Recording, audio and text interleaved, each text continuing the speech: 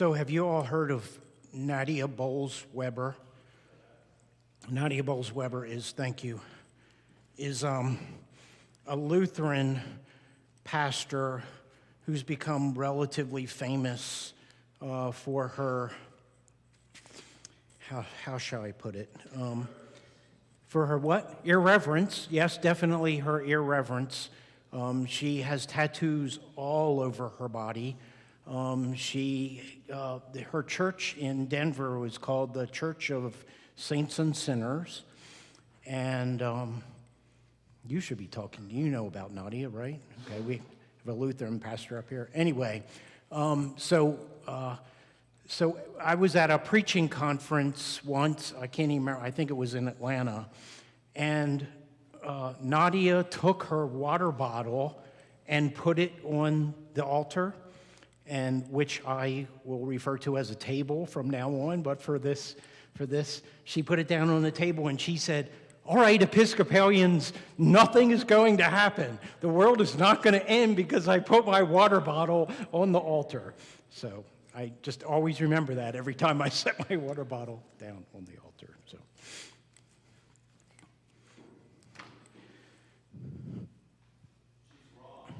Gee, see, there's the cradle Episcopalian up there speaking, okay? She's wrong, yeah.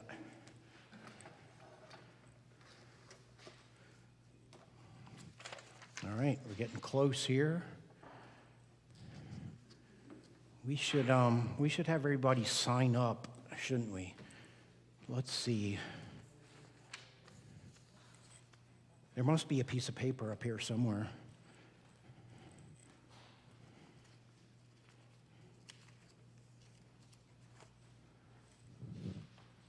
Look at this. Look at Kathy. Nicely done. Okay. Will you just pass that around? Thank you.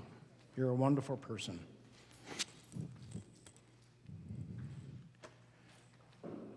Would you like something to write on? That would be good. Here, we could use this Heart of Christianity book. Thanks.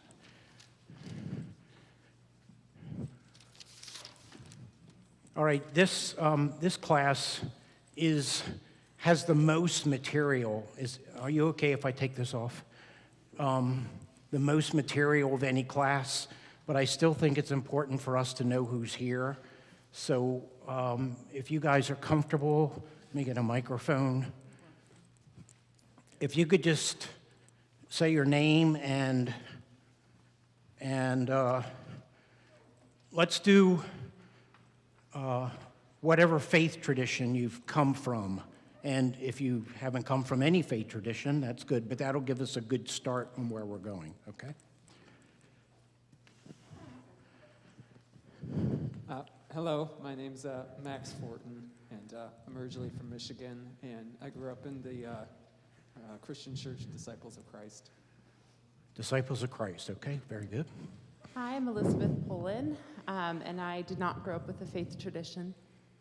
And can I tell them anything about you two right now? Is it okay? Go for it. So Elizabeth and Max are getting married Saturday, so. Yeah. Okay. You'll see us the Sunday after the wedding with probably 2 pews full of family who will be coming to Grace St. Paul's, and they're very excited. It'll be great fun. I'm so excited. I'm Tom Morrison, and I'm a retired Lutheran pastor, and we have been attending here for how long? 8 years. 8 years now. We came because we had common friends in Ohio where we were last living, and so we attended here and liked the place and stayed. So that's pretty much it. Thank you. Hi, I'm Suzanne Morrison. I was raised in the Methodist Church, which I rejected, married a Lutheran pastor, don't know why, and became a religion professor. Hi, my name's Teresa, and I'm a Tucson native, and a couple of people here call me by my nickname, Tess, but anyway, I don't have a particular faith tradition that I was brought up in, and I've been coming to Grace St. Paul off and on since 2018.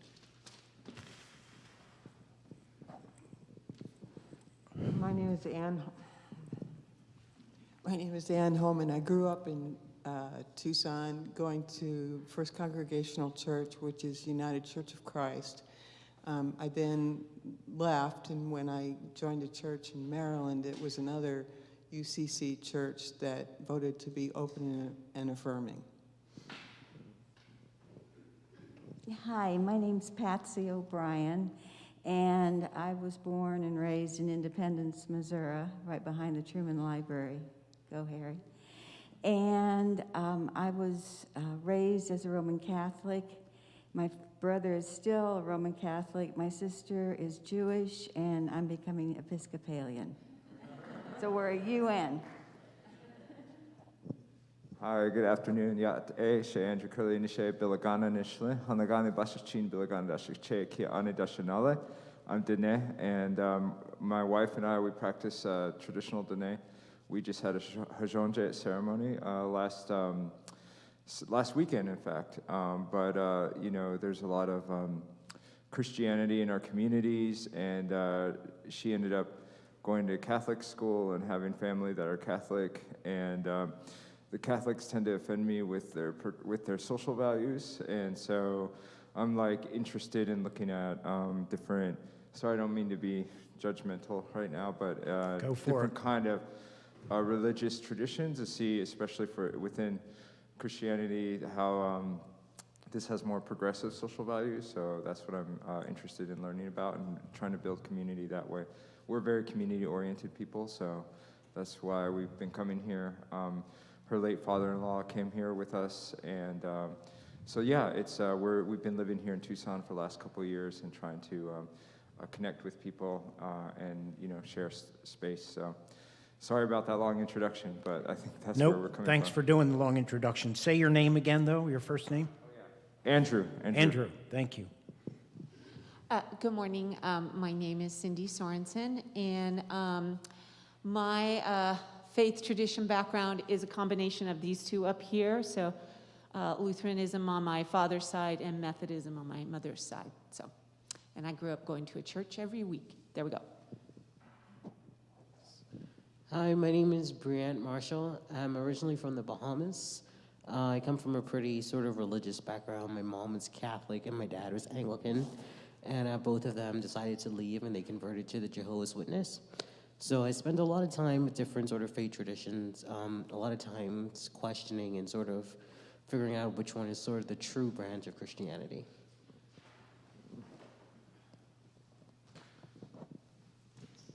I'm Dave Coatsworth. I was born and raised a disciple. I married my wife, Rebecca Dickinson, about 10 years ago, and we joined Grace St. Paul's at that time. And we now take part here and at Saguaro Christian Church. My father was a minister in the Disciples Church. Rebecca came from the Episcopalian background. We do invite all of you to consider education for ministry, and I'd be happy to talk to you about that later. We'll start another class in the fall. My name's Rob Rao. I'm a third-generation native Tucsonan and a gradually recovering Lutheran, and have been going to Grace St. Paul's since, for a very long time. I'm also the chancellor of this congregation. Thank God. Hi, I'm Jean Keplinger. I was raised in the Episcopal Church. My father was an Episcopal priest. I'm married to an Episcopal priest. So, but it's really loud. Anyway, I'm glad to be here. I've participated in this a couple times, but it's always different and always interesting. So. Some of you thought that I didn't really have a spouse. There she is. Okay. Hello, everyone. My name is Edwin Andrade. I was born and raised in the Pentecostal church, or specifically Foursquare. I was also baptized as an infant in the Roman Catholic Church at my grandmother's request. Later in life, I joined a neo-charismatic group, and then I went off to Oral Roberts University. And now I'm Episcopalian, and I'm pursuing ordination. Yay. I'm Nancy Goodman, and I was raised Presbyterian. I married a Catholic, My kids were baptized in the Catholic Church because my husband said, just in case they're right.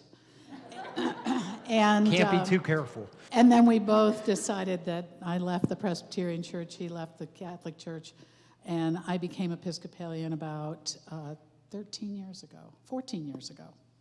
But I'm doing this as a review, because it's fun.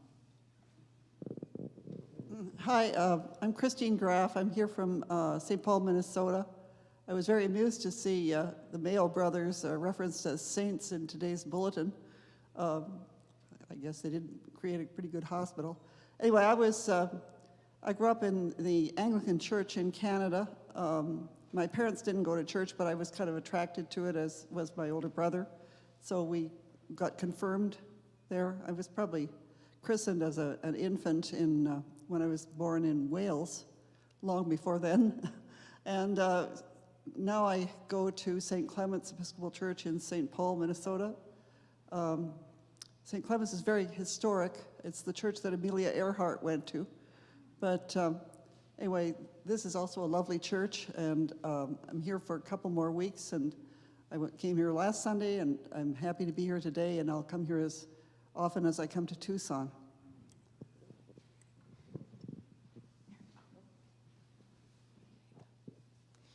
My name is Elizabeth Yeager.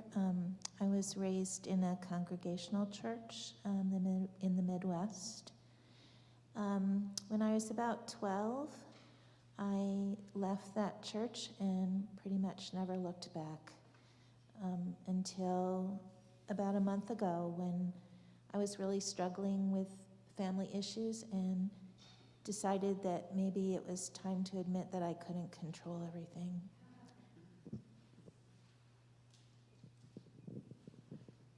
Good morning, my name's Jean Fearson. I've been coming here about 10 years. I started off life as a Roman Catholic and went to St. Philip's in the Hills for a while. I actually, back in the 70s, joined the Episcopalian Church up at Christ the King. So anyway, I liked St. Philip's, but this is better. My name is Leah Lesney. This is my mother, Jean. And I was baptized Catholic, but my mother thought much better of it, so she changed me to Episcopalian. But I haven't done anything with it until about 6 months ago. I started to come to church with my mother. So I'm here to learn a lot, and that's basically it. Good morning, my name's Sandy Montano, and I ended up here because I married a long time ago a very devout, born and bred Roman Catholic. And we ended up finding the Episcopal Church where I was baptized at about the age of 30, and we raised both of our boys in the Episcopal Church. And when he passed away and I came to Tucson, I only am comfortable in the Episcopal Church, and this one is by far the most, I think someone said, welcoming and comfortable. And so I come off and on, but pretty regularly online at least, if not here. And it's nice to meet all of you. Hi, my name is Larry Weeks, and I am I guess the term is cradle Episcopalian, but I tend to think of it as a twinkle in my parents' eye Episcopalian. And this parish was my home parish for a number of years, for some years, and then I went and did a whole bunch of other stuff, lived in a bunch of other places. And I'm here, one of the things I do is teach world religion, and so, I think good teachers never stop learning, and so, hopefully. And so that's why I'm here. I'm happy to be here. And my dad was an Episcopal priest here, actually, and so that's why I'm familiar here. Thank you. His dad's picture's downstairs, if you want to look at it. Hi, I'm Carol Blankenship, and I've been coming here about 6 months. I'm originally from Columbus, Ohio. I was raised and was a Roman Catholic for over 70 years. But I have always been interested in social justice issues, and I felt like the Catholic Church was not so much in the same way that I was thinking. So I've been coming here. I've been very pleased. I've been married for over 50 years to an agnostic person. So anyway, thank you. Hello, my name's Mary Anderson, and I was baptized in an Episcopal church in New York City, but my parents were fair weather Episcopals. So it was see you Easter, see you Christmas. And so then I met a wonderful man and got married, and he was Roman Catholic. So I felt very alone in the Mass until I became Catholic and was able to participate in the Mass. So I've been Catholic for about 30 years. The marriage ended in a divorce. And thanks to Father Bill Remmel, who is a retired priest, he introduced me to some wonderful programs here at this church. And I'm seriously considering becoming Episcopalian. Thank you. Hi, Marilyn Woods. I'm a repeat attendee to this course, but last year I was out of town for a couple sessions, and I'll be out of town for a couple sessions this time, but I took copious notes on this one last year. So if anybody wants me to take a picture of my notes and just listen today, I Thank told you, Rector Marilyn. Steve I'd Thank only you, be thank listening you. today.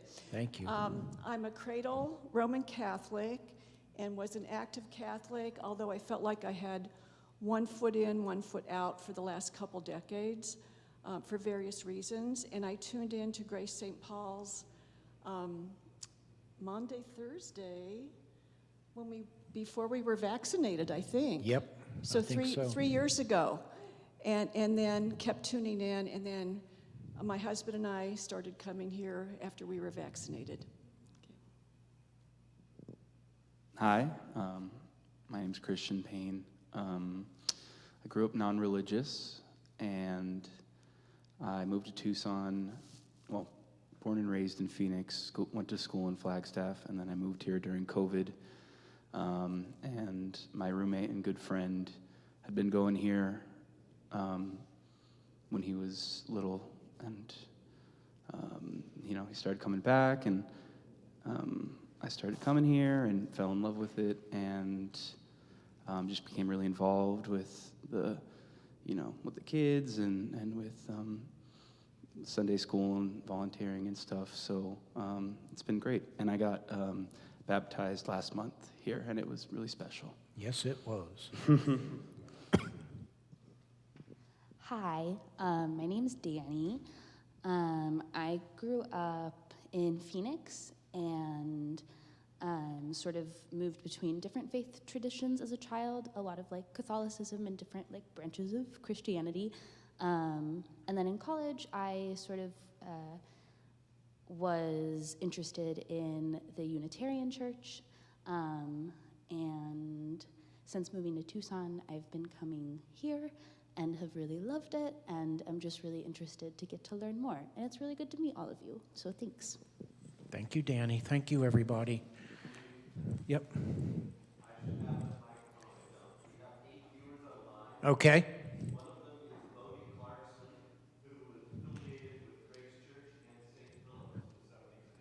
Wow. Okay. Okay. Thank you for that. All right. So this is pretty typical of Episcopal churches, which is one thing I wanted to point out early because it's very different than most churches.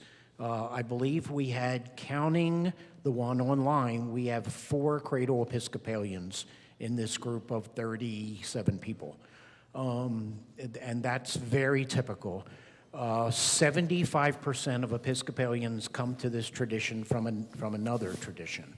And Grace St. Paul's has, at least since I've been here, traditionally that percentage has been higher than that.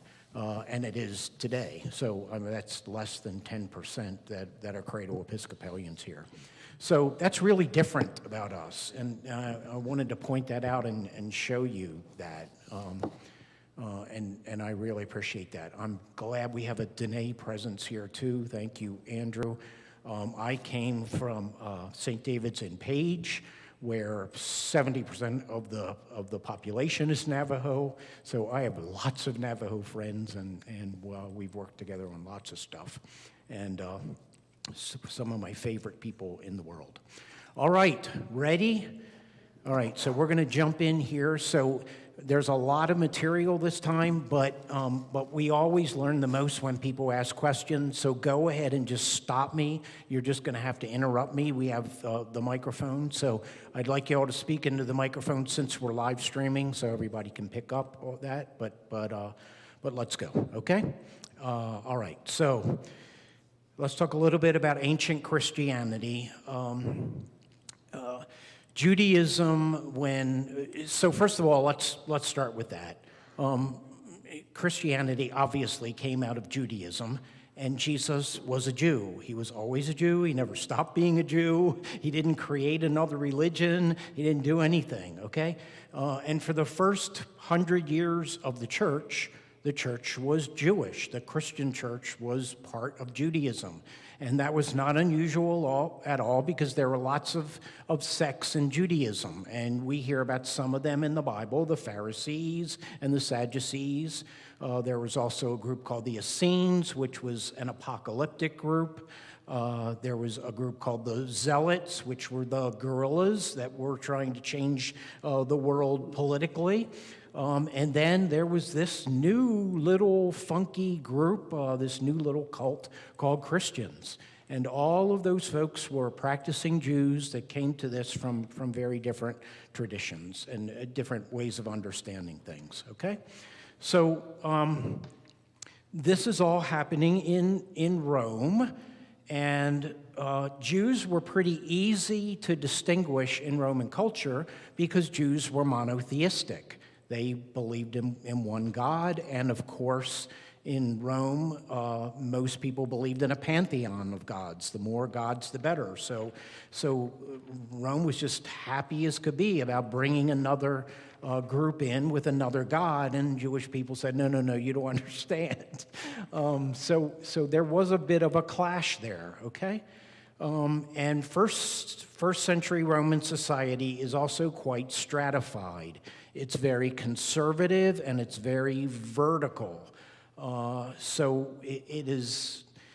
So if you look at the triangle here,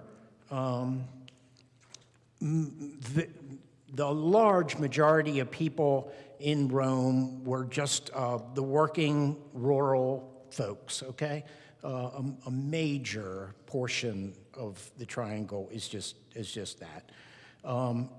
After that, there's a small group called artisans, which is what it sounds like. And then there is a group called knights. And then at the very top is the urban minority, which was, so knights were about 0.1%, okay? Very, very small amount. And at the very, very top, 0.002% of the population is the urban minority. And those are the folks that are pretty much running the ship, okay? So that's the world where Christianity is building from, okay? Christians see Romans as material-oriented and worried about this life only, and Romans see Christians basically as just kind of weird. They tolerated them like they would little children. Like I said, they would love to just bring in the pantheon, but the Jews explained that it didn't work that way. So Christians were persecuted sporadically. It's not like in the movies where you see Christians always being persecuted. That was not the case. The first real persecution of Christians happened around the year 95, and that is when martyrdom came into being, and martyrdom kind of became the ultimate way to live into your faith, to die for your faith. By 100 AD, the Christian movement was very urban, also not like you see in the movies. It was mostly an urban movement. It was not just out in the country. And it was set off from the other folks because it was very inclusive in that it would take anybody into the organization, but it was very exclusive by belief, which was different than in the Roman world. So by year 100, Christianity was in 40 to 50 cities. It was mostly small house churches. There were about 50,000 Christians at the year 100 in an empire of 60 million people. So it was really, really tiny, okay? But all these folks seemed to have this amazing confidence in what they were doing, and that they felt like they were living into the moral life that they were called to live into. Within these groups, there was a lot of discussion about authority. And in the early church, that authority, it was a very charismatic kind of movement, but it also became, after that, hierarchical and multiplicious at the same time.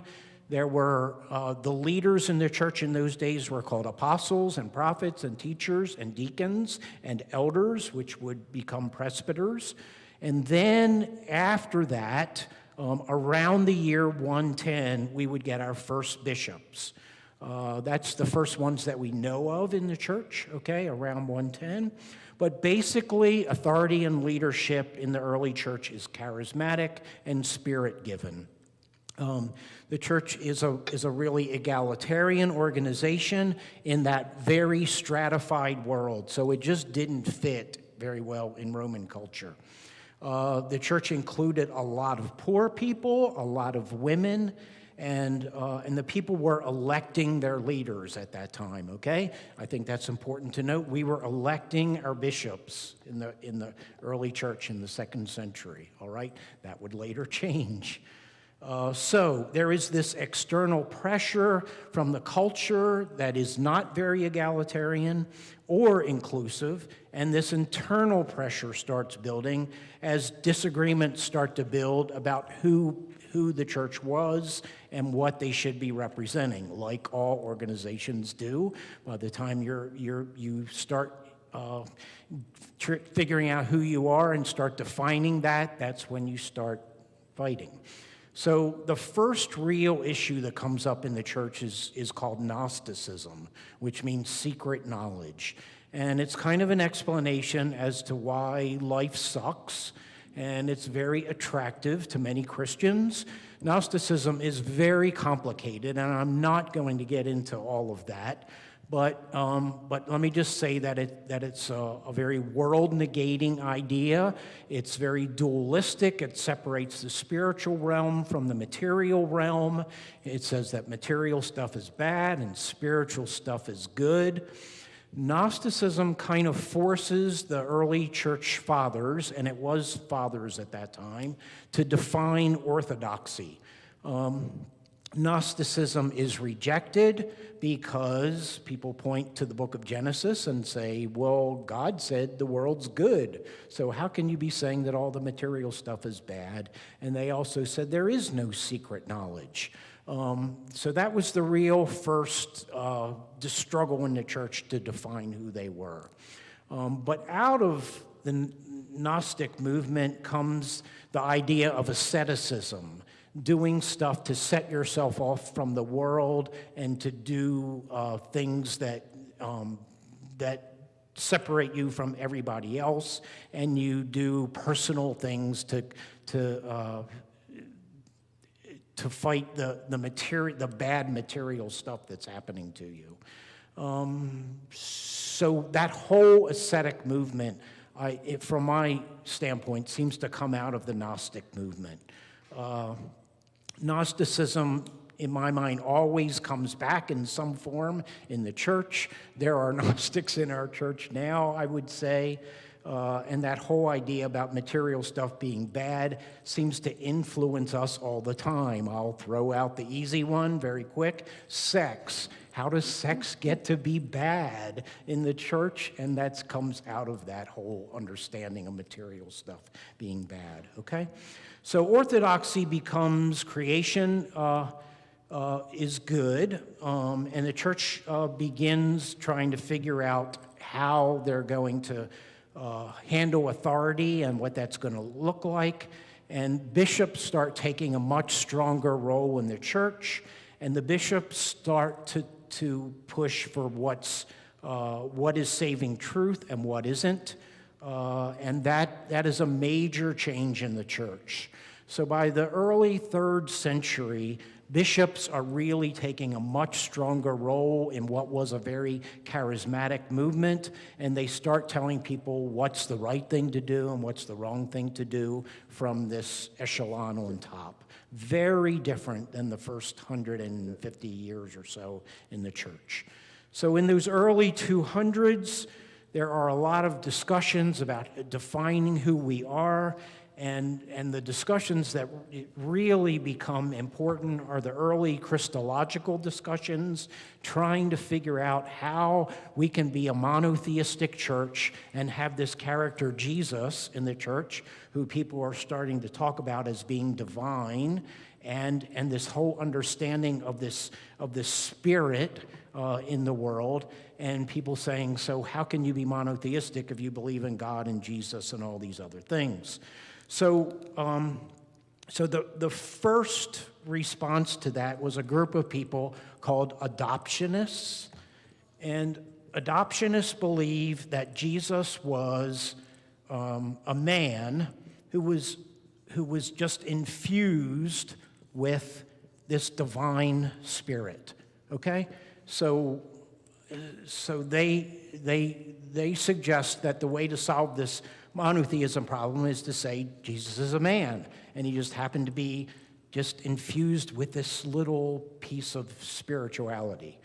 The Docetic folks took the opposite approach and said that Jesus was divine, and he wasn't even really human. He was just masked in this flesh. That he only seems to be human, that he didn't really suffer because he was actually divine, okay? This was a big, huge deal in the church, and there was lots of fighting about this for a long time. And the early winner in this was something called Logos theology, this kind of understanding that Jesus was enfleshed incarnation, that it was human flesh, but he was incarnated and became part of God. And that has stayed with us in some form to this day. There was a guy named Origen who said that the Logos is a mediator between God and humans who happens to be stuck with a material body. And that kind of wins the day. There's another guy named Justin who said that Christ is a mediator between humanity and divinity, a step below God and above humans. And this fight continued in the church for at least another 150 years, and I would suggest it probably is still happening in some form now. Okay? All right, so while this is going on, in North Africa, there is another persecution of Christians, and it's called the Diocletian persecution, and people are asked to recant their faith, and many people do to save their lives. They say that they're not Christian so that they're not killed. And after that persecution is over, this becomes one of the major other conversations in the church. Do we let these folks who recanted back into the church or not? And there's a large conversation about that, and there's a conversation about if we let them back in, what do we do? Do we re-baptize them to fix them from whatever they did? And that idea loses. And to this day, that has stuck in the church. We do not rebaptize people in the church. If you're baptized in any tradition, you're baptized. And that was solved in that very early controversy there. So authority becomes a major issue in the church at that point. There is some discussion about whether bishops are overstepping authority, and a guy named Cyprian says, no, that's the bishop's job, that we can't just rely on the Spirit. We need human beings to do this. And it is at that point that we come up with the idea of apostolic succession. Has anybody ever heard that term before? Somebody want to take a stab at apostolic succession? You don't have to. Okay, yes, okay, let the Lutheran pastor do this. That would be way better. So, yeah, you're the perfect person to do this. Go ahead. Yeah. This is going to be fun. Lutherans are crazy. If you're Finnish, you have apostolic succession. If you're German, you don't. If you're Tom, I don't care. So, right. Just about anything you would want, and that means I get ordained by a bishop. I don't get it ordained in the congregation. It's the bishop that does that. The bishop passes the final opinion on my orthodoxy and faithfulness to that tradition. So that's how it works. Yep.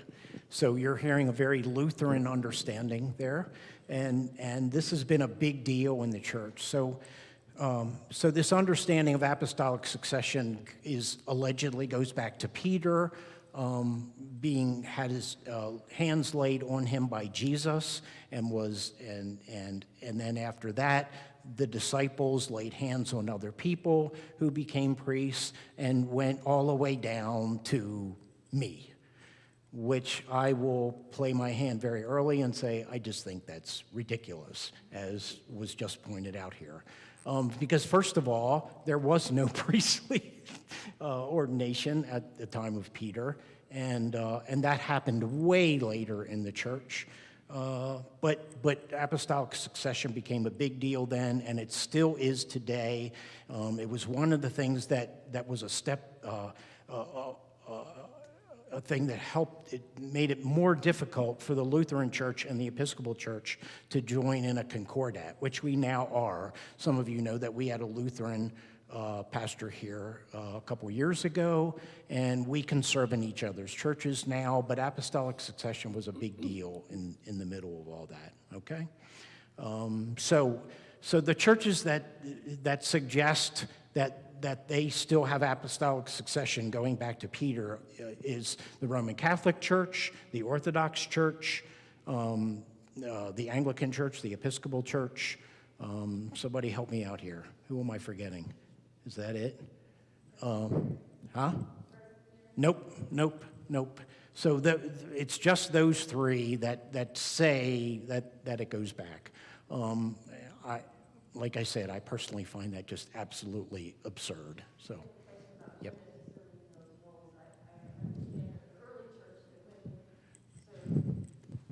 Good. I'll just repeat that question for the people. No. Were women serving in leadership roles in the early church, and when did they stop serving? Okay, so I'm going to actually give you a little handout here that gives you a history of women in the early church. To give you some idea, so remember there were no priests at the in the early church. That happened much later, but there are many references to women running house churches in the early church, and Paul talks about that over and over again. So I'm going to give you a list of all the folks that we know of that were women serving in leadership roles in the early church, and there were lots. And as you know, in the Christian Testament, there are lots of folks listed running churches, and then that disappears when we get to the bishop time period. Okay, yep, it just goes away. And I would suggest that's mostly because of the pressure on the outside, by the outside world. Obviously, women had hardly any role in society before that, and the pressure of that society suggested that the church couldn't go there. And this is all the beginning of a centralized church, with the bishop being the center of that. So by By the year 250, the bishop is really the central authority figure in the church, and women are long gone by then, okay? We know there are bishops in 110, but their authority doesn't really become institutionalized until around 250, okay? So women, hold that sheet close to you, okay? Women were very much running the church in the very early days, okay? And still, well, they still do for sure, absolutely.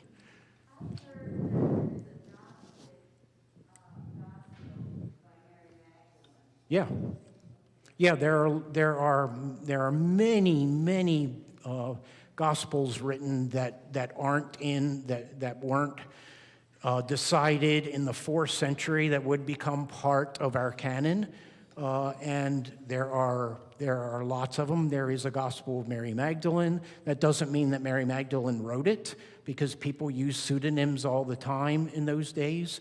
There are, for example, most scholars will tell you that Paul certainly didn't write all the books that are attributed to Paul in the Bible.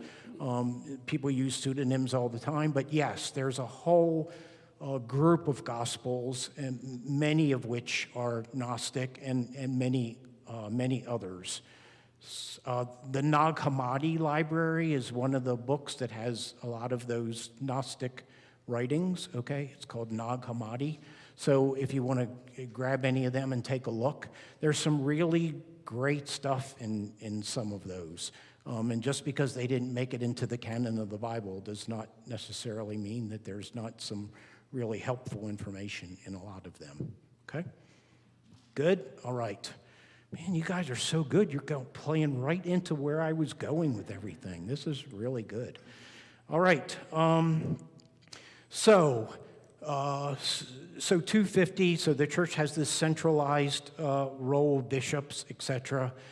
And then the next really big thing that happens in the church is in the year 313, and that's when Constantine comes to power in the Roman Empire. And some of you have probably heard the story of Constantine having a religious experience on the battlefield.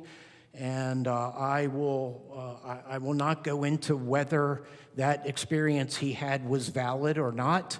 I don't know that historians agree on that at all. I'll remember in our seminary class, we were asked to take a stand on whether Constantine really was converted or if this was all political or not. And our class was exactly split 50-50 down the middle. So I don't know that we know that. But the story is he's on the battlefield and they're losing the battle terribly. And suddenly there is this appearance of a cross in the sky, and suddenly everything in the battle starts changing, and they win the battle, and Constantine says, so I'm going to be a Christian forever. So that's what happens, and Christianity becomes the main religion, the religion of the Roman Empire. And at that point, everything in the church changes. I mean, they went from being this little tiny cult to now representing religion in the Roman Empire. And again, I will let you make your own judgments about that. But everything changed overnight. They had power. They had everything that they needed. They had buildings. They had everything. Everything about the church changed. And bishops became the main philosophers in the Roman Empire. They became everything. So the church had all this prestige. It was a totally different game on every front. So in the year 325, Constantine says, we really need to define what it means to be a Christian, and instead of having all this loosey-goosey charismatic stuff, we can't go there anymore. You have to tell us exactly what to believe and what the church stands for. So that is when all the bishops are locked in a room in Nicaea, and Constantine says, don't come out until you have a statement saying who we are as a church. And you know that today as... Yeah, exactly, okay? I want you all to remember where that creed came from, all right, when it was written and the reasons it was written. And in a later class, we'll go through a little bit of that. But for now, just keep in mind where that came from. We could spend the entire time in this class talking about the Trinitarian controversies that were going on at the Council of Nicaea. I'm not going to do that, but I will very quickly say that the two sides in that fight were under a guy named Arius and a guy named Athanasius. And Athanasius had this idea that the Father, the Creator God, and the Son, the essence of Jesus, shared the same nature. And he was winning the early battle at Nicaea, but Arius would eventually win. And the saying that he's famous for is there was once a time when the Son was not, that the essence of the Son did not exist, that the Son is not begotten in Nicene language. If God is the only uncreated, then there can't be two unbegottens. And that's how he solved the thing. And Arius would eventually win that. But it was never settled even after that. This happened again in Constantinople in 381, and that kind of finishes the First Council of Nicaea. And at that time, it's the Eastern bishops that come up with the solution to this, and that has come down to us today. And the Cappadocians were the three bishops that did that, Basil and two Gregories, and one was in our prayer today, Gregory of Nyssa. And they came up with the idea that there was one ousia in three hypostasis, three modes of God in one nature is the best language that we have for that in English. And that's kind of how we settled in on how there was one God in this. All right? We could talk about that for a long, long time, but that'll give you the very quick essence of what was going on there. All right? So we're also dealing at this time with a guy named Augustine, who I heard about in our sermon today. And Augustine was kind of the Western equivalent to the Eastern Cappadocians. And Augustine was speaking about theology against a guy named Pelagius. Pelagius, this is important because it still sticks with us today. Pelagius talked a lot about free will and that humans can control their own destiny by what they do. And Augustine said, absolutely not, that all of us have inherited original sin. You also heard about that from the pulpit today, that all of us inherit the sin from Adam and Eve. And he suggested that there was this thing called double predestination, where it was decided beforehand who was going to be saved and who wasn't, okay? And Augustine won the day. So the idea that Pelagius came up with, that we can control our own destiny, was set aside, and Augustine won, and that is still who we are as a church to this day. Some of us, okay? So I have a very important little drawing here that describes to you the difference between Augustinian and Pelagian theology.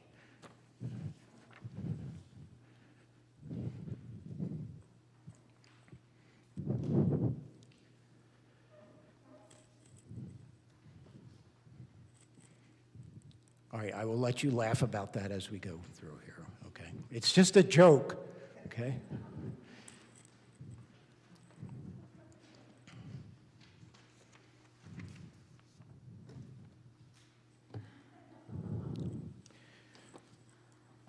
All right, so then there is this this other big event in the world that happens in the fifth century, 430 or so. Anybody know about that little event? That would be the collapse of the Roman Empire. So that is the other major change going on in the church. And of course, at that point, everything changes once again in the church. And the church actually becomes kind of the receptacle of holding on to philosophy and knowledge, because as the Roman Empire collapses, there are a lot of individual groups in the world, and the church really kind of holds things together from a philosophical standpoint. What's the name of that book that Cahill wrote? How the Church Saved Civilization, or something like that? I don't think that's the right title. Anyway, there's something to that. So this is the period of time when monks are sitting in rooms writing down all the books in the world. They weren't just copying Bibles, but all of the great literature that we have that only exists because the monks sat there and copied them all down after the Roman Empire fell apart. So I think that's important too. All right. Let's see.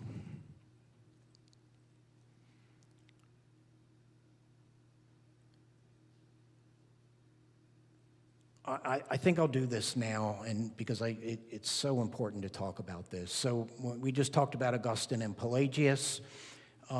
This idea in the Western Church became the norm that we all inherited this original sin, and because of that, we have to be baptized to get this sin off of us, okay? Now, the Eastern Church never bought into that understanding of original sin, which is quite interesting to this day. The Eastern Church understood original sin as the sin that we all commit. And their argument for that was the first 4 stories in the Bible. You heard one of them today, Adam and Eve, Cain and Abel, the flood, and the Tower of Babel, okay? That all of those stories, they say the same story, and that is humans screw up, they ask for forgiveness, God forgives them, and we move on. So in the Eastern Church, they said that is original sin, the sin that we all commit. It was not an historical event that happened, and because of that, we all get this thing stained on our souls that the only way we can get rid of it is baptism, okay? So what I want you all to know is that in the Episcopal Church, we are actually much closer to the Orthodox Church in this theology than we are to the Western Church.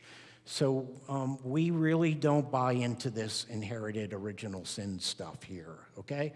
So when we baptize people to bring them into the community and to become part of the body of Christ. We do not believe that you need to be baptized to be saved, okay? And that's a really different thing for us compared to, for example, the Roman Church. Tess.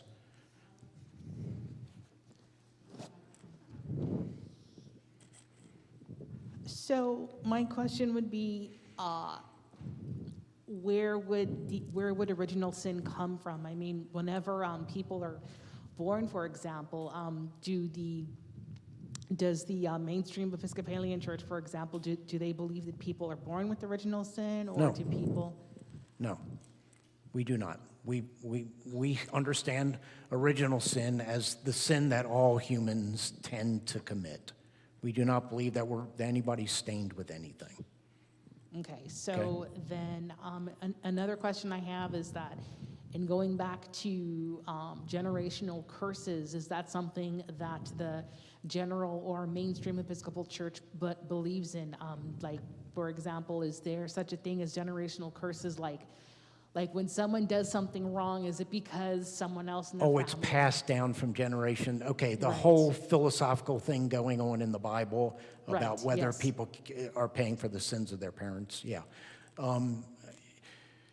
Correct me if I'm wrong over there, Dr. Weeks, but I would say generally we don't buy into any of that. We're much more on Jesus' side of this, who says the sun rises on the just and the unjust.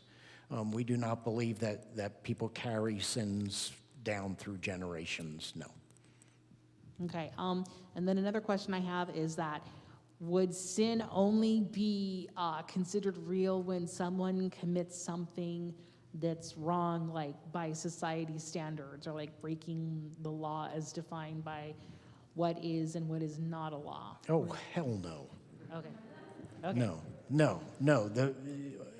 The way we understand sin is way different than the world understands sin. And that's also a really long conversation. But let me just say, absolutely not. There's really no connection between the way the world sees sin and the way we understand it. It's very different. And that's a very long conversation that I'll be happy to talk to you about in more detail later, but if I don't get moving here, we're not going to make it. Okay. Okay? Okay. Good? But let's talk about that, okay? All right. Good? All right. So we're past the Roman Empire collapsing. We have all these little individual groups in the world fighting for control, et cetera, et cetera. So in the Western church, monasticism becomes really, really important because it's a way to separate yourself from all this terrible stuff that's happening in the world. The rule of Benedict, if you've heard that, and the way people are separating themselves from the world becomes really, really important. And that whole monastic movement really starts to build. It represents a calm in a very chaotic world. And that becomes really the highlight of what it means to be a good Christian in the Western world. In the East, the approach is much more individual. I see you, Karen, 1 second. Is much more individual than in the West. And in the Eastern church, icons become very, very important in the church. And do you all know what an icon is? So windows are a kind of icon. We don't have any actual icons sitting out here, but icons are usually some sort of painting that is an image of God in some form or another. And windows are seen in the Eastern Church, icons are seen in the Eastern Church as a window to the divine, that it's a way to connect with God through this image. And that becomes really, really important in the Eastern Church, still is today. There are lots of fights in the church about this. We have another Nicene Council in 787 where they have this giant fight about whether it's if you're worshiping a statue through an icon, and there's lots of fights about that, which there still are to this day in the church. But that's kind of when all this started, during this time when the world's in such a mess. So between 600 and 1,000, the world is very... Oh, sorry, Karen, go ahead. Get the microphone. Hi, thanks. How do the Desert Fathers and Mothers fit in with all this? So that was during the ascetic period in the early church, coming out of the Gnostic movement, where people wanted to separate themselves from the world, to create this great church where they could focus on spiritual things instead of this bad material world. That's what initiated it, but of course it grew into something way more than that. And with the Benedictines, Uh-huh. were they doing something for service to the world or service to others as well? Absolutely, yeah. The whole Benedictine movement You cloistered yourself from the world and went through a regular set of rule during the day that you followed, and part of that always involved service to somebody. Yep. Uh-huh. Okay, so 600 to 1,000, we have this very tripartite world. We have Western Christendom, we have East Byzantium, and then we have the Islamic movement that's starting. And the world is very separated in these clan and king societies.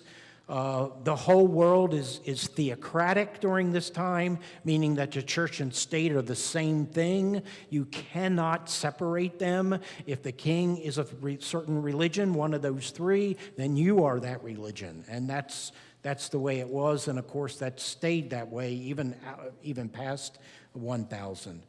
This is also the period of early feudalism. Population centers were burned over, and it created this new world. It was a very rural world compared to what we came out of from the Roman Empire. And Christianity actually became one of the unifying forces in the world at that time, because Christianity represented the Roman culture. What this new world sees is a monastic church. And in that monastic church, it's marked by learning. Clerics become very important. Priests become very important in that world because the clergy are the teachers for everybody, because, of course, a lot of people can't read and write during this time period. So clergy become kind of the bearers of the culture during this period of time when everything else is gone. Clergy and saints become the stability in this very splintered culture. And this is where all the miracle stories start in the church. And I'm sure many of you know a lot of stories associated with saints and where that comes from. This becomes really, really important during that time period because a lot of people cannot read and write on their own. So having a way to access God through a saint becomes really, really important. You still see that because we're moving away from a literate culture, this whole cult of saints is still very popular in many parts of the world. Closest place to us there where you can see that really well, I think, is in northern New Mexico, where that culture is still just filled with connections to saints, and I would suggest that comes out of this time period. Suffering and pain is a major part of life during this time, and that's another reason the cult of saints is very important. In the West, we preferred our saints dead, and then we honored them in that. In the East, the holy is more everywhere, and it can break out at any time, and those icons, of course, become this entrance to the divine. It's only then that the West begins requiring clerical celibacy, okay? Not in the East, but in the West, that doesn't happen until this time period, okay? I want you all to remember that. Okay, we were well into the 7th century before that happened, okay? So in the 6th century, the purity of clergy becomes an issue because clergy are now set apart from the rest of the culture. Boy, it's sure not like that anymore, is it? In 561, women seen as impure cannot become deaconesses in the church. And of course, the deaconess was a non-ordained position in the church because, of course, we weren't ordaining any women at that time. This is the age when we got to the place where lay people couldn't touch any of the stuff on the altar and the chalice and all that stuff. All of that, these purity issues start coming in. This is when Gregory the Great is solidifying authority in the church. And this is the beginning of the movement towards having one bishop, the Bishop of Rome, more important than other bishops, okay? This also took a very long time over a very extended period. But it wasn't until 754, during the donation of Constantine, that the papal right to land in Italy began to separate the Bishop of Rome more than other bishops, okay? It wasn't until the 11th century that the term pope could be used for just this one person. Before that, pope could be used for any bishop. And like I said, this happened over a period of time from 590 to 754, that the idea that one person was more important than other bishops started to form. So certainly before the 8th century, it would be very difficult to argue that there was one central authority figure, okay? And Roman Catholic scholars will tell you the same thing. I'm not making this up just for us. That's just the way it built gradually over time. All right. Gregory the Great created Christian institutions to replace civic ones. He starts to build lots of churches. He talks about the monastic model being what clergy should be, and education in Latin became very important. In the West, this is when the Latin liturgy started, because nobody really understood what was going on anyway. So the access to the Bible becomes through educated clergy, and the church becomes the culture, okay? That's very much what's building here. By the end of the 6th century, penance is really big in the church. And again, clergy become a major way for you to do your acts of penance so that you can get to God, and all the sacraments become important in that way. Clergy are the ones that allow you to have those sacraments so that you can access God. Let's go. So we talked about 787, the Nicene Council. The icons were upheld as okay, as windows to the divine. In the year 800, Charlemagne became the emperor, and Charlemagne was crowned by what was then the Pope. And then that's where the Pope's power really starts building.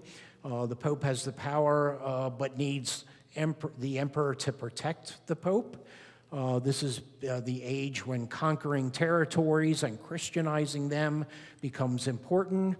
Charlemagne builds churches, establishes schools, invites scholars, and the Second Rome is built. The church becomes quite uniform in that Charlemagne makes sure that everybody's worshiping the same way in the church. Again, Latin becomes the language so that everybody's doing the same thing, no matter where it is in the world.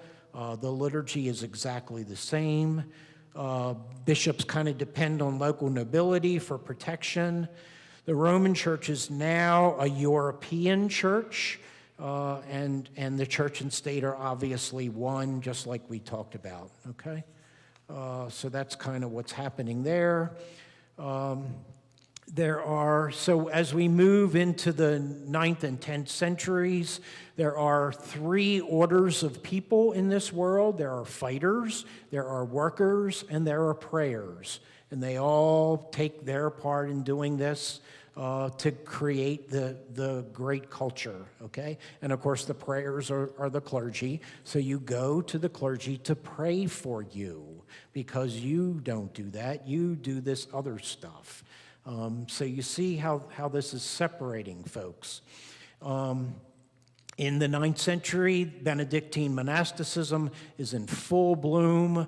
We're building monasteries all over the world, in Cluny and Citeaux, and by the 13th century, we have friars. We have the movement of Francis of Assisi, which starts.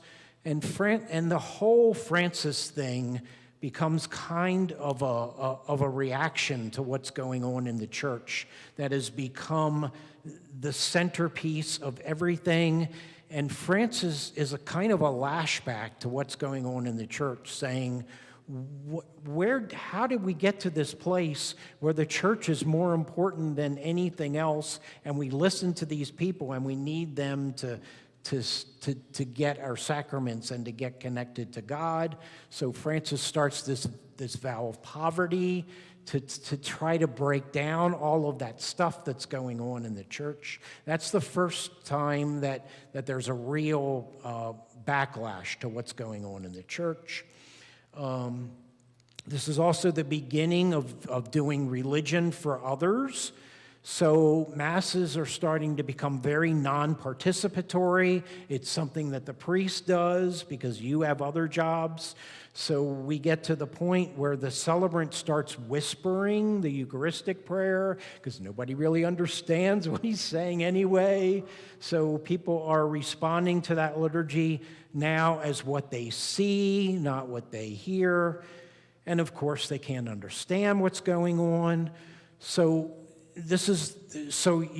I'm sure you all know that the priest had his back to all the people and was doing this without them knowing anything that would happen. And there would be certain elements, certain times in the liturgy where the priest would do something, like he'd hold up the bread and somebody would ring a bell, and when that bell was rung, then everybody knew that this was the holy time when the magic was happening. So everybody dropped their rosary beads and started paying attention to what happened, and then he'd raise the chalice, and the little bell would go off again, and that was the holy moment, so everybody stopped what they were doing, even out on the street. And you can still see that sometime in Europe now. People would kneel down outside when the magic was happening. This is also when the debate starts on whether Eucharist is actually the physical body of Jesus, rather than a symbol of something. In the 10th century, true Christians are now monks, and monks' work is to intercede for dead folks. Relics become a major form of exchange in the church. And this is when canonization begins, when we start codifying all these things in the church. There are monks stealing from each other so that they can get the better relics for their monastery. We are now using unleavened bread instead of real bread in the 10th century. The host starts to become treated as a relic, and it gets to the point where people become so separated from the clergy and the sacrament that they begin to feel unworthy to take part in this, and participation in communion drops off radically. We know this so much because of the Lateran Council, the Fourth Lateran Council in 1215. There was a law that you had to take communion at least once a year, and that is our clue that nobody was taking communion because they all thought they weren't holy enough to take part in this act. The biggest deal in the church became the Feast of Corpus Christi, and what happened on the Feast of Corpus Christi is that the priest who would wear gloves would grab this thing that had a host sitting in the middle of it, and if you turn over your Pelagian Augustinian pigs, you will see one there. It's called a monstrance, which still exists in the church today, and you will find even in some Episcopal churches, like the one Father Richard is going to. My bet is they have one. And that's called a monstrance, and the whole thing was so that people could do ocular communion, so that they could look at this host inside this big gold thing and have communion by looking at it. Okay? You getting the feel for this? In the 11th century, there's a full fight on this actual flesh controversy and how that's going to come about. Let's skip that. The church celebrates, in the 12th century, the church is celebrating its power and prestige with Gothic architecture, and you all know what that looks like. The first crusade in the church was 1095, a struggle between the Pope and temporal rulers. The Pope claimed that he was a spiritual and temporal authority. This is also the revival of learning in Western Europe. There is clerical celibacy is really being pushed, and to that point, so we've got 150, 200 years where clerical celibacy is growing. And what does that mean? It means that when priests die, all of the stuff that they own goes to who? They have no family, so it goes to the church. So that by the 12th century, the church becomes the greatest landowner in Europe. That's how that happened, folks. By the 13th century, we have the Inquisition in 1233. We start investigating heresy under Pope Gregory IX. Scholasticism returns to the church under Thomas Aquinas. And we have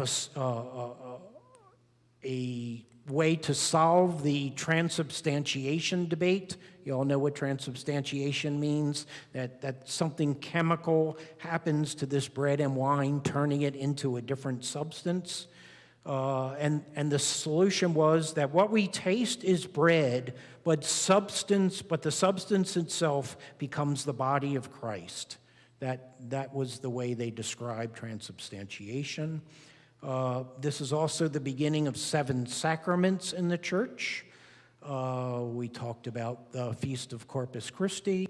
We talked about Francis of Assisi rebelling against all of this. The Mass is now seen totally as a sacrifice. It is not representative of something. It is an actual sacrificial act.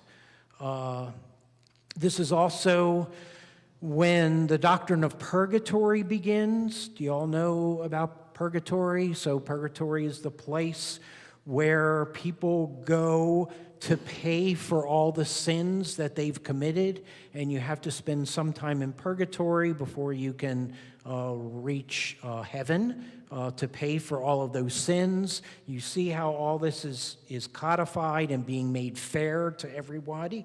This is also the time when limbo begins. Do you all know about limbo? Limbo is the place where babies go who have never been baptized. Because remember, if you believe in inherited original sin, then what's going to happen to the people that aren't baptized? So the solution becomes this place called limbo, where unbaptized babies go because they can't be with God. And you all know about the jokes around limbo, and I'm not going to go there. So, okay, good. So the 14th century, this is all, the church is very centralized, and ecclesiastical power is totally centered in Rome. Triumphalism of the church becomes just the centerpiece of everything. The Pope is now as powerful as secular leaders. So we've now gone all the way from being the oppressed people in the Roman Empire to being the oppressors. After the Crusades and the Inquisition. Doctrine is no longer the responsibility of bishops, but theologians as master teachers in cathedral schools. In the 15th century, lay devotion and popular piety are all the rage.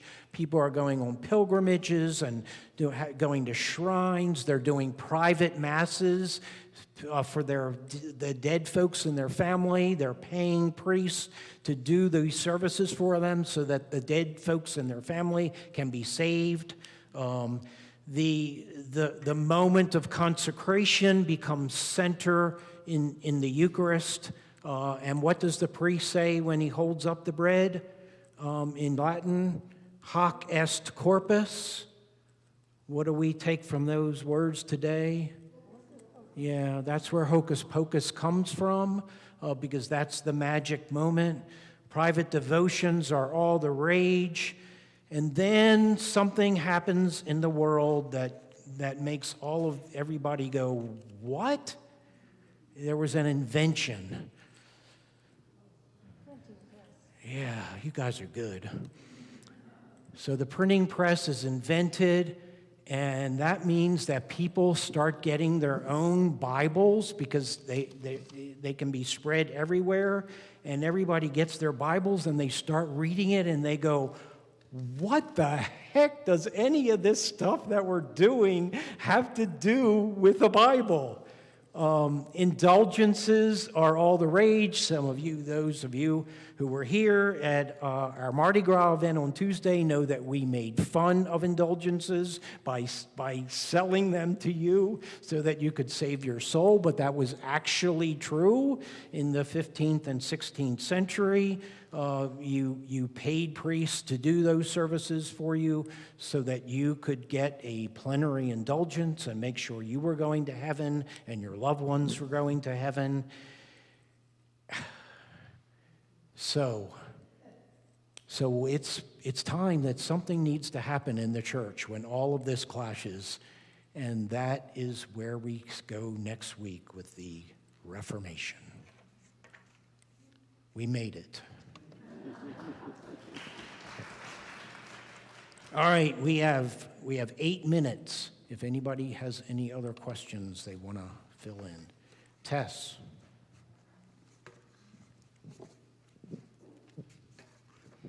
Okay, next question. Where does the ideology of, what is it, indulgences, and then the other one was penance, right? Uh-huh. Which you mentioned. Okay, so what do those mean? Like where did those come up from? So in the Middle Ages, as the church is codifying all this stuff, and clerics become the ones that are doing the sacraments that you need to experience so that you can go to heaven, indulgences becomes a part of that practice. And indulgence is a prayer that's being done by a clerical person so that you can be saved or that you can be protected, okay? So an indulgence came out of that process that we just talked about. Penance was part of private confession, which we will talk about in the sacramental class, mostly from the beginning. And the idea was that you should do something for the sins that you've committed. So the priest would assign something for you to do or say that the priest thought was appropriate for you to be absolved for your sins. Okay, and then another question I have is, where does the idea of clergy celibacy come from then? Okay, you're asking the wrong person because I have a really pejorative view about this. So I'll say that right up front. Obviously, there's nothing in the biblical text that says anything about celibacy. So during this period of time in the church when purity became an issue, I think that's how that process started. And I would suggest that it's rooted in Gnosticism, the idea that the material world is bad and the spiritual world is good. And that got passed down into this idea of purity, purity being that anything that was physical was not good. So if our clerics are more important and have a more important role than lay people in the church, then they need to be separated from the lay people in some form. So the way that they could do that was to take away that nasty thing of being married and having sex. So follow the money. Okay. So so my jaded side then points out that perhaps the real reason for this was just what we said, that as priests died, their property got turned over to the church, making the church the biggest landowner in Europe and making the church filthy, filthy rich. I'm sorry, but I can't help but go there. I may be ordained. Exactly. Yep. And I'm not an idiot, and I'm not cruel-hearted. I want to provide for them. So Exactly. what do I do? Exactly. Okay, we got a couple folks over here. Yep. Andrew, we've got it. Okay. Yep.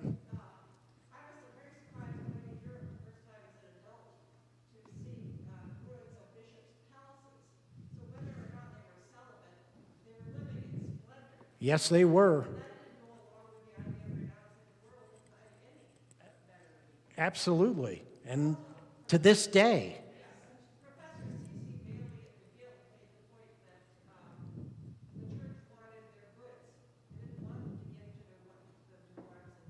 Exactly. I can't help but go there. Yep.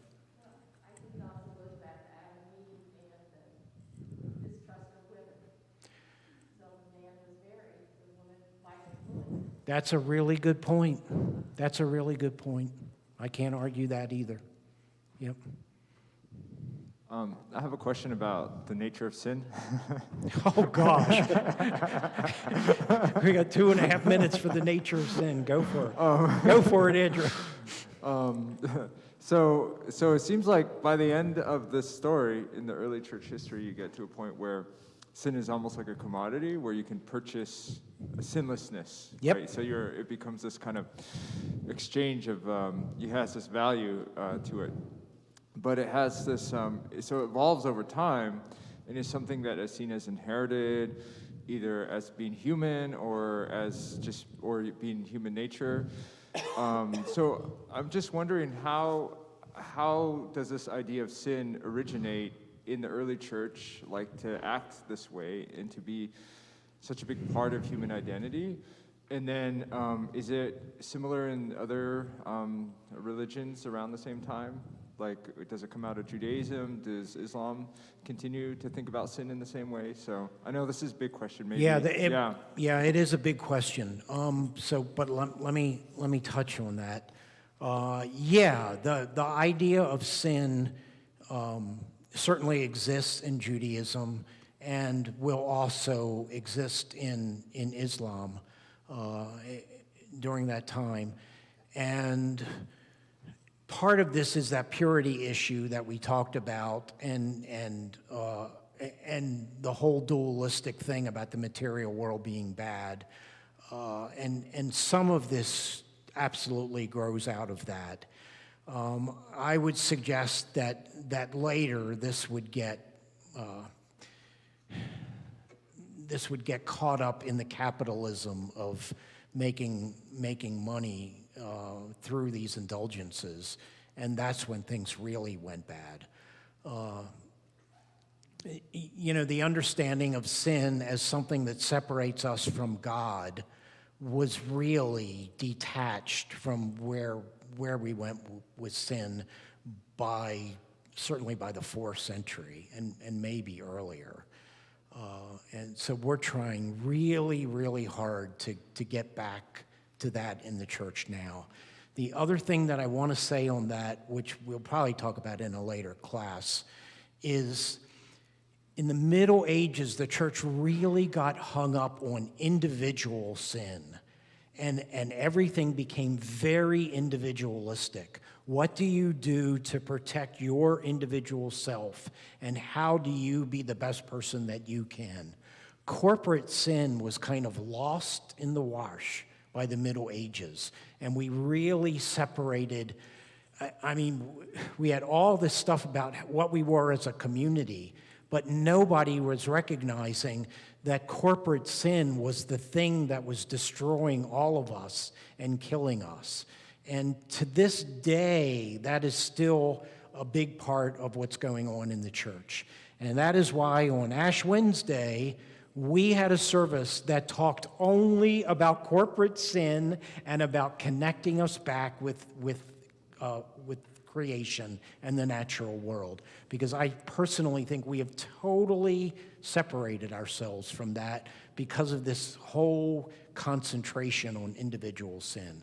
And I'm not saying that we don't all sin, of course we do, but we've separated us from the major issue there, I think. Sorry, that was a lot of editorial in that too. So, anybody else? Cynthia? So, sort of this evolution in what Christianity was and our understanding of ourselves and of the faith. Has there been, through this period, up until the Reformation, parts that were beneficial, that we want to hold on to, that evolved, ideas that evolved? Because we're focusing more on the, this did not, we got to get away from this, we got to go to here. And is it all like trying to go back to this early community, or is there something that evolved in our thinking through this time that was useful? Yeah, thanks, Cindy. Yes, and we're going to talk about that in later classes. And the hallmark of Anglicanism, as we will talk about, is trying to get that stuff back. We're going to, next week we're going to talk about the Reformation, and Luther is going to say, we got to get back to what it really says in the Bible. So all of that stuff is worth retrieving. And in the Anglican tradition, we're going to talk about the fact that we don't want to throw out the baby with the bathwater, that we want to hold on to all the good stuff in our ancient tradition. So yes, there's certainly a movement to get back to what the church was up to the year 100, and I think that's really important. But do we have other things in the other 1900 years of the church that we want to hold on to? Absolutely. And that's why here we're trying to create a liturgy that holds on to the ancient tradition of the church, and I'm getting into other classes now, but says it in a way that speaks to us now. We don't want to let go of all that stuff. Okay. We're past time. Larry, go ahead. Yep.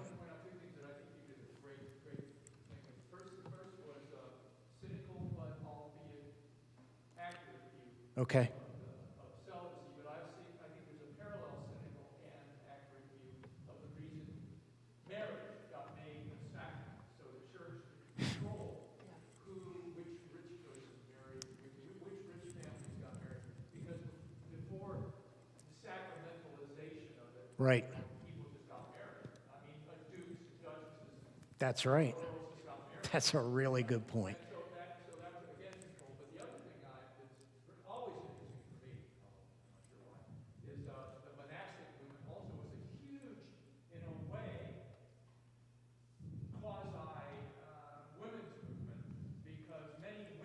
Oh, good point. Very good point. That's right. Exactly. And there was at least an opportunity. Yep. Yeah, thank you. Thanks for that. Oh, that's a great corrective. Yeah, there was an opportunity for women that they didn't have any other way. Absolutely. And of course, we're going to talk about the marriage thing when we get to Henry VIII next week, okay? And all of that. But